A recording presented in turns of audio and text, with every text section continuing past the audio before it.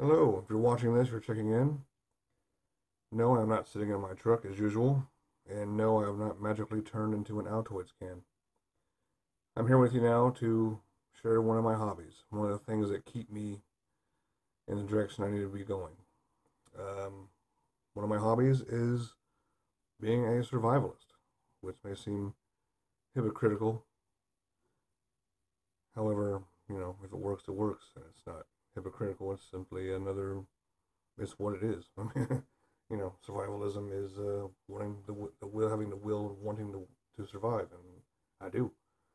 So I guess let's get started by dissecting this Altoids can, which is actually a emergency fishing kit.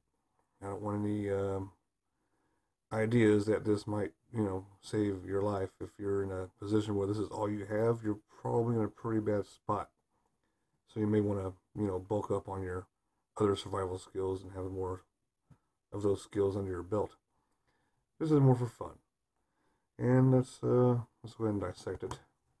Boop. As you can see, there's a garble of things in here. I've got 5 snelled hooks. I've got four snelled hooks. I've got I believe these are 6 hooks. And I've got 4 8 hooks.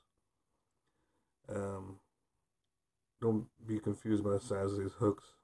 If you're using this, if I'm using this, I'm not going for, the new record bass or a 40-pound catfish. I'm just going for panfish and maybe a medium-sized bass, something I can survive on.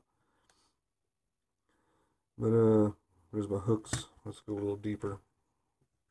This implement here I got out of a very crappy multi-tool. This is a hook remover. Go down the gullet of a fish and get your hook back. A scaler and a file. Useful in many ways, despite how cheap it is. These are crappie nibblers. You can combine, they're like dough. You can combine them together or pinch them off depending on how big you want your bait to be, depending on the size of your hook. This will attract crappie, bluegill, possibly carp, possibly catfish. There's a decent amount in there.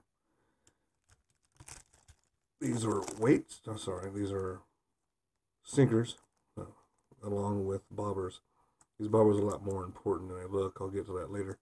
But these are actually non-toxic weights, and I have non-toxic weights not because I'm opposed to using lead.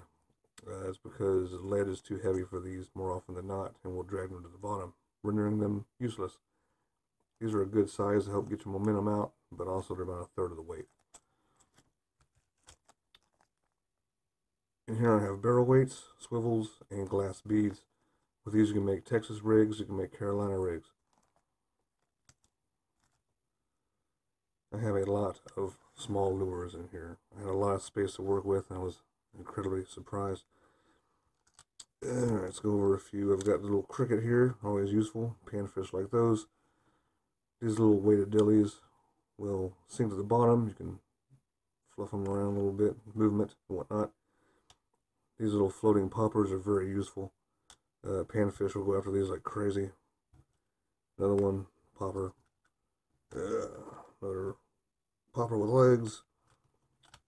Weighted dilly, weighted dilly. I've got some small crappie lures in here. And if one doesn't work, I've got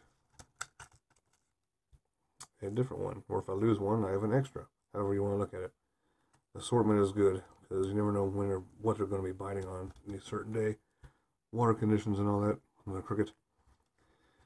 I have monofilament leaders.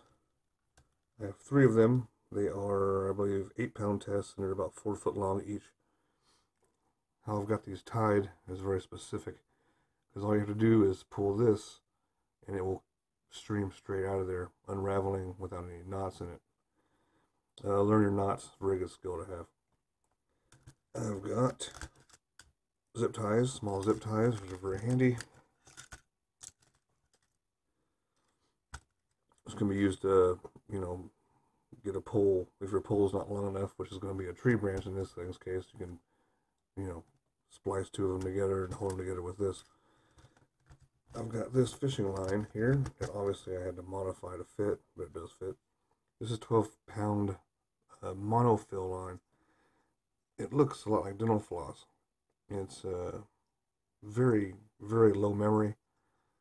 And if you, I recommend this. If you are the kind of guy like me that cannot use a bait caster, you put this on your spinning reel, you will get this almost the same distance as any bait caster with this stuff. It just falls off the reel. It's really good stuff. And of course, the leader's going into this because you can see this. And let me see here. I've got 6 eyelets that look rather large, and it's because they are large. I bulked them up because in the event that you're twisting them into your rod, you could break one off, or you could bend it where it's not working right, and you got extra. So yeah, that's pretty much the gist of it.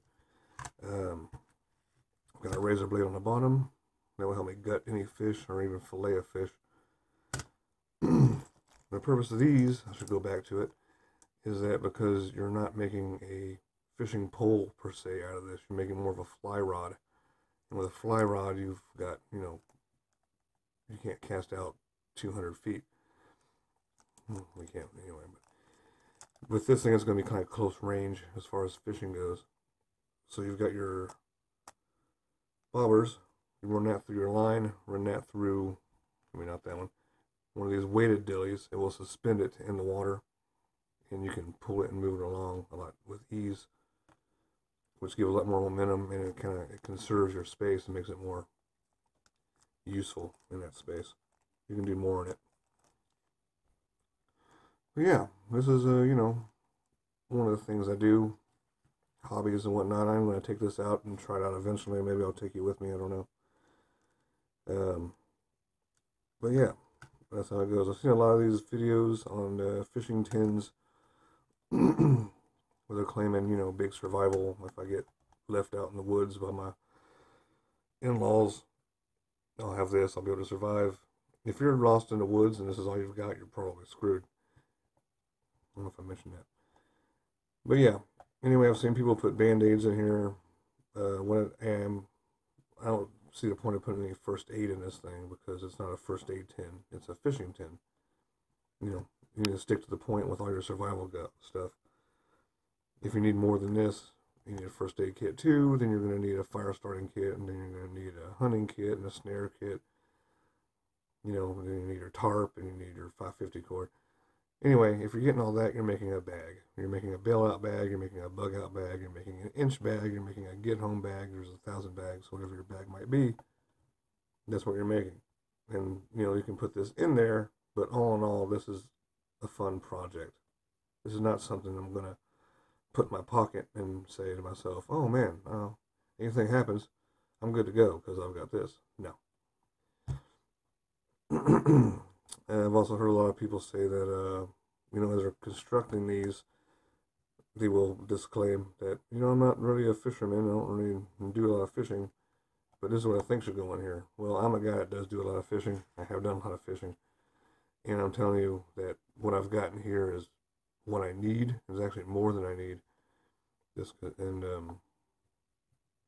So yeah, this is a good model to at least start off with before you personalize it as your own.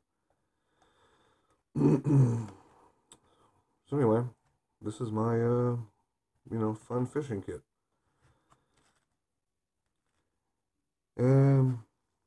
Yeah. So I guess let's stick back to the main point of all this. If you're watching this, you're checking in. I'd like you to be kind to each other. Be good to each other, because in the end, we're all we've really got. I'll probably bring you more projects now and then on my hobbies, because idle hands and all that. I guess an update. I am in a therapy program, some sort of cognitive post-traumatic stress disorder kind of thing. I'll let you know how that goes, but it actually requires homework. But that's what I'm doing, and then I'm also going to get back on a different type of med, as soon as I talk to my doctor about that, coming up next week. That's my update.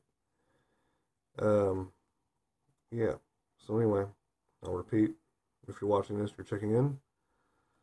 Thanks for taking an interest in my hobby, and I hope you all have a great day. Thank you.